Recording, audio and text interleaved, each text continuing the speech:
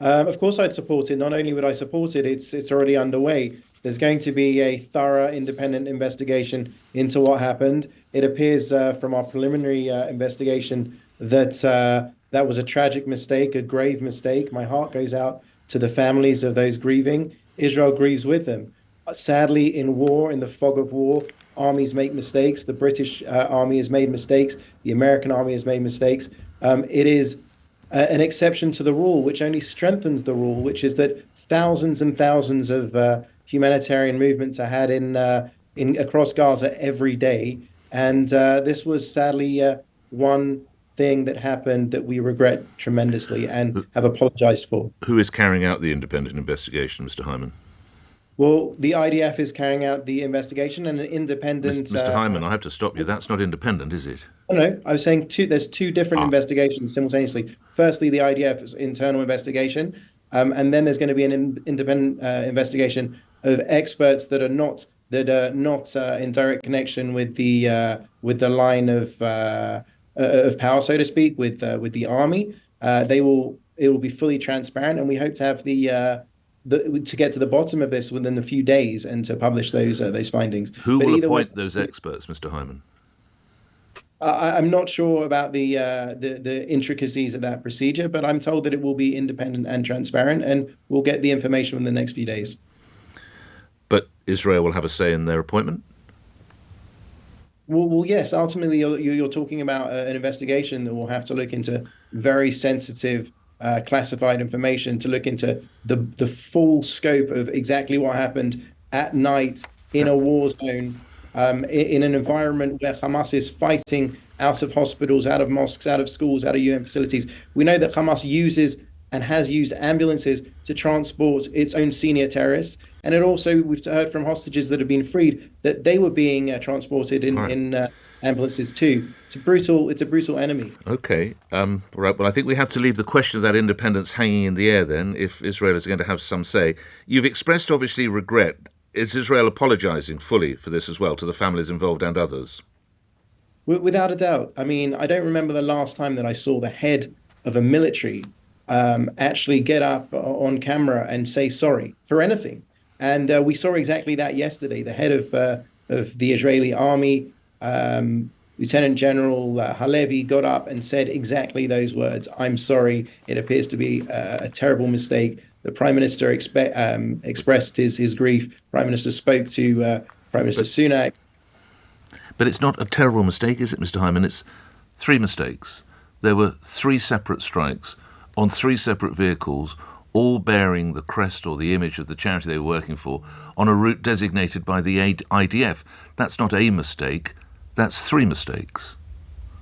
Well, I can't speak to the specifics that you described until the investigation is thoroughly done. What I can say is, when I say it's a mistake, it appears to have been a mistake of misidentification. So those missiles appear to have gone off, but it was a misidentification. Now we will get to the bottom of this, and but to say that the fact that it had a logo on the cars would suggest something. Sadly, nothing is holy for Hamas. Just at the beginning of this week, we finished an operation in the biggest hospital in Gaza that had been turned into a military base for Hamas. They were shooting out of the maternity ward. They were shooting out of the ER.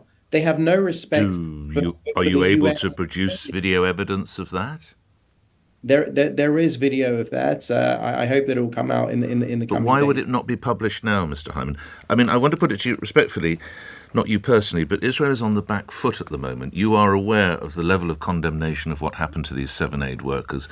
Would it not be wise now for you to be speaking with your colleagues and say, what video, what evidence, what can we now put out there to support your claims that the terrorists are hiding in hospitals and mosques and using them as effectively arms dumps?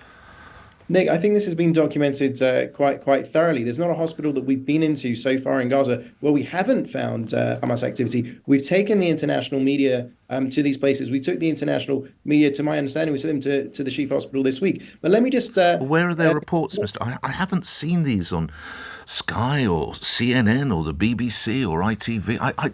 Perhaps I've missed them, Mr. Hyman. I haven't seen any of them. the first time that we went into Shifa, undoubtedly we took Sky News there. We took a number of others. I personally myself But have more been recently, considering. Mr. Hyman, have we seen more recent reports?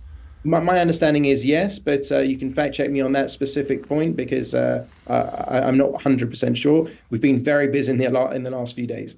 But what I will say is that when we went into the Shifa hospital, and these are Israeli figures, so you can choose whether you take the figures from Israel, your ally, a free democracy, or you take figures from the terrorists that want to destroy Israel and Britain. But I'll tell you that we went into the Shifa hospital and we took out 200 terrorists. We apprehended over 500, and there was zero civilian casualties. Zero civilian casualties. I don't know what other army on earth can talk to that. I think the Shifa operation will be studied for years to come in places like Sandhurst and West Point, because no other army goes out of its way in the way that the Israeli army goes to limit civilian casualties. Well, And the numbers speak for themselves, the real numbers, not the Hamas numbers. I put it to you that no other army of a recognized state such as Israel or the United Kingdom or the US, it's reported that 196 aid workers have been killed in the conflict. That is the number that I have. And Nick, investigations have gone on. But we've seen no publication of any results of tribunals or investigations, Mr. Hyman. Nick, if you were to take that number, 196, on face value, what you would be saying essentially is that you would include the United Nations employees, the UNRWA workers that took an active participation in the October 7th massacre, that personally took hostages, to their homes. If those people were killed in Then airstrikes, let's see the they proof, terrorists, Mr. Hyman. they don't want this. Where are the? Because I put it to you, and you can counter this, but I believe this is the British Army, and I've been told this from a former brigadier. The publications of the courts martial or whatever would be made public to keep public trust and confidence in our military. Why would it appear we hear nothing of any of the investigations involving the IDF? Why is it that a number is thrown out by Hamas? It's conflated. You're not talking about specific events. You're just talking about numbers. I'm telling you that what happened today was regretful. US Secretary of State has used that number, Mr. Hyman. It would appear good enough, if I may use that expression, for Anthony Blinken. So surely it's good enough for the Israeli government to say, here are the investigations. This shows that this man was working for Hamas. This woman was doing that. But we never see any tribunal or courts-martial findings. Well, I'll certainly look into that because, to my knowledge, I mean, again, you're conflating a whole lot of different events that happen in different places and different times and asking me to address all of them. That is impossible. All right. Lastly, how would there be a degree of nervousness that the United Kingdom might look to suspend arms sales to Israel? How would that respond? How would you respond? Well, I would not want to live in a world after October 7th when Hamas plowed through our borders, killing children in front of their parents, parents in front of their children, raping little girls in front of their parents and burning families alive. Right. I wouldn't want to live in a situation where that had just happened and the British government had said, okay, good luck. Let's go fend for yourself. Well, we're currently in a position where we could be supplying arms to your country and you use them to kill our own citizens. So explain that. Yeah, well, no, let me be very, very clear on this, okay? The Rear Admiral John Kirby, the spokesman of the White House, who is a military man with a military background himself, who understands war, said yesterday that the Americans have looked at all of the allegations at us and that they have found no indication of us breaking international humanitarian law. We hold international humanitarian law above our actions. We will do our utmost to keep the law. We will do our utmost to go after Hamas and not the people of Gaza. Our fight is with Hamas. We will free Gaza from Hamas. Lastly, and I appreciate your extended time this morning, you're aware the International Court of Justice has found there is a plausible risk of a genocide being committed. That is outlandish, and our people have put forward their position at the court. We've complied with the court, and again, I'll reiterate what John Kirby said yesterday.